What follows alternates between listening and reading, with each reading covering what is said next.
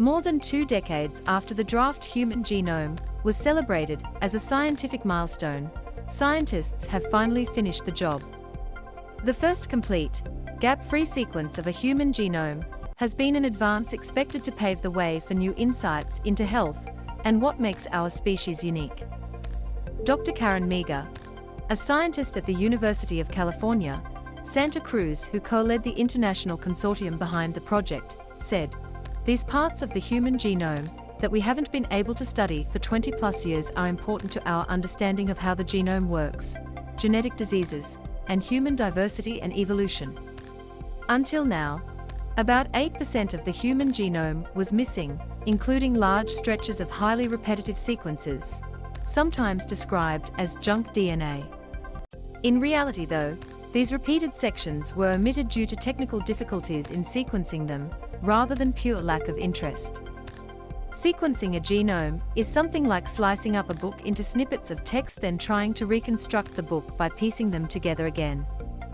Stretches of text that contain a lot of common or repeated words and phrases would be harder to put in their correct place than more unique pieces of text. New long-read sequencing techniques that decode big chunks of DNA at once enough to capture many repeats helped overcome this hurdle. Scientists were able to simplify the puzzle further by using an unusual cell type that only contains DNA inherited from the father. Together these two advances allowed them to decode the more than 3 billion letters that comprise the human genome.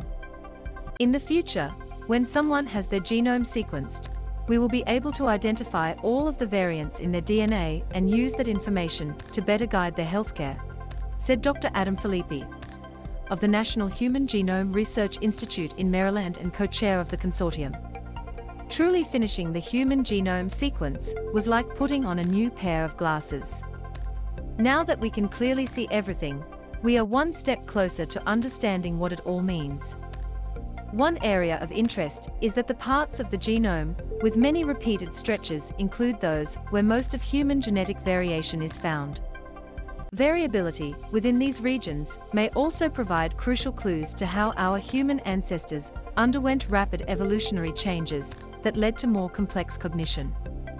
The work is also likely to lead to a better understanding of enigmatic components of the genome known as centromeres.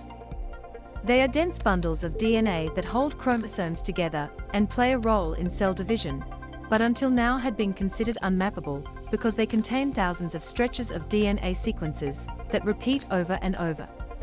The science behind the sequencing effort and some initial analysis of the new genome regions are outlined in 6 papers in the journal Science. Opening up these new parts of the genome, we think there will be genetic variation contributing to many different traits and disease risk, said Rajiv McCoy of Johns Hopkins University and a participant in the Telomere to Telomere consortium.